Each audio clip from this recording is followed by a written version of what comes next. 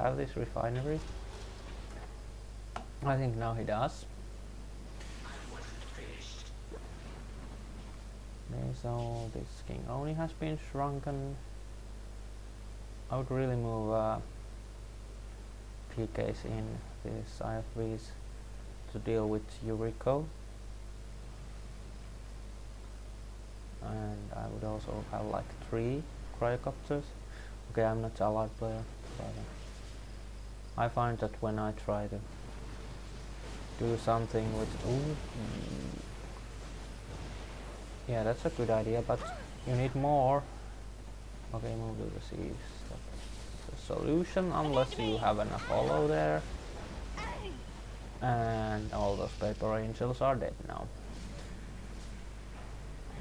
So, Yuriko moving in, can he kill this armor facility? Or should the turret be killed first? Yes, it should. And now the armor facility should go down, shouldn't it? Yes. And the cryo... Ooh, Yuriko was murdered. Okay, can those cryos be killed? No, they cannot. One was destroyed, but the other one... Okay, attack the MCV now. Attack the MCV now. Kill the MCV. Kill the MCV. Can he kill the MCV? He cannot quite kill the MCV. He's not concentrating his fire against it. And the MCV crushed the Onis. MCV is so close to dying, but I don't think that it will. Will it? No, it won't die. And this is where I think... Oh my god. Ooh. Oh. If we just move the Tengus next to it to die with HD, then... Okay, there's going to be an engineer and the MCV is going to be fixed, and after that I think advantage for was it like 5 seconds or less than that if the MCV was attacked by the wave force before. Whew, that was close.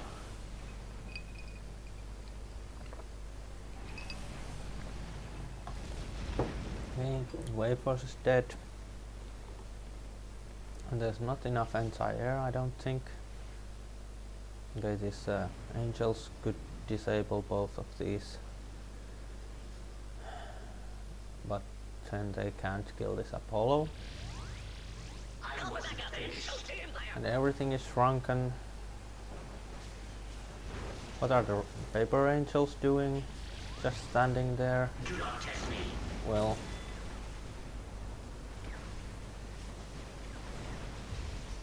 I would really attack the IFVs first, and then with the Apollos. And he cannot do that. No, the paper angels die. Not killing the IFVs. He had a chance to kill the IFVs with Onis, and he didn't. If he could have just somehow gotten a minute of air superiority, then those rocket angels really could have stood a chance at least. So even though pretty much all the game there was a significant money situation where sofroneL had like 2 refineries against 4 refineries by Proffloff. The game worked such that if you just micromanage with your cryos well enough, you can hold the Imperial Army and just cost efficiently counter anything that comes near you. If the Empire doesn't have a significant air superiority, which they don't if you concentrate on making Yuriko and Rocket Angels instead of Tengus. And I think Proffloff was just outplayed here. He didn't realize what he was up against, and he didn't scout really. If he scouted that sofroneL had only 1 and 10 second refinery and just did the 3 refinery cell MCV Tech 2 push, then I don't think that sofroneL would have stood much chance. But what happened here is that sofroneL just outplayed Proffloff. He was able to see Proffloff's space all the time because he had scouting. And I'm talking like this game is over, so it isn't. But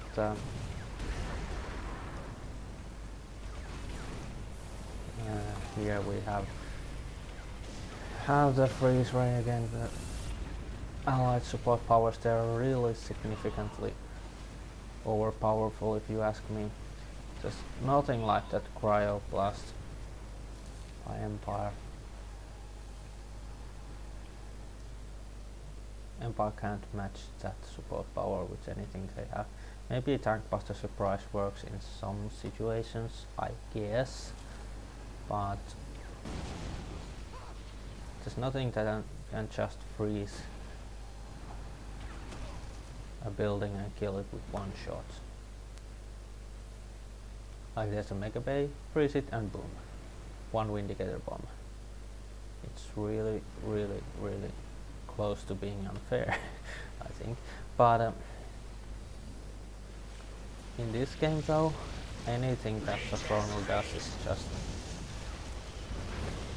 just a display of skill really, because with 2 refineries against 4, you can forgive all.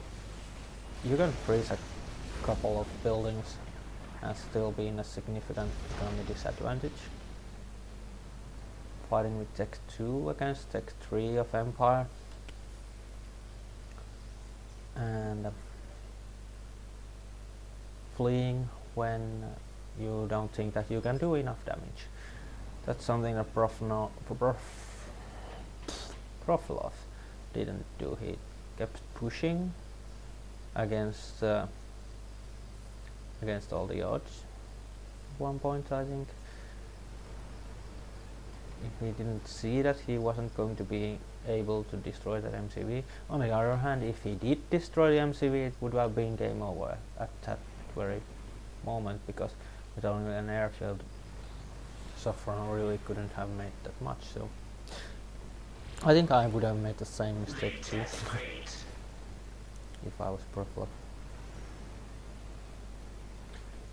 But Proffloff really a good Empire player, if you ask me. It's one of those players that I played like 10 games against and never stood a chance.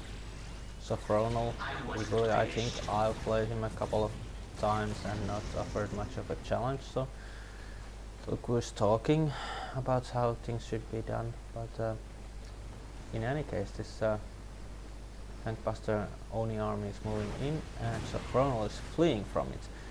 So he's thinking of ways to deal with that, and there's a way. There's an exceptionally good way. Even though that armor facility is down, it doesn't bother him that much. He has his MCV in a safe place. Now he can just deal with this army, rebuild, and come up stronger than ever. Really just losing one armor facility, however bad that may seem, it doesn't cost that much compared to all those Onis and Tankbusters that Proffloff lost. So even though that seemed like a good attack, it wasn't cost effective. sofroneL still has his army, lost only a building or 2. So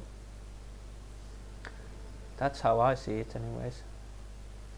So that's why fleeing with that army for a while by sofroneL seems to me like a really good idea.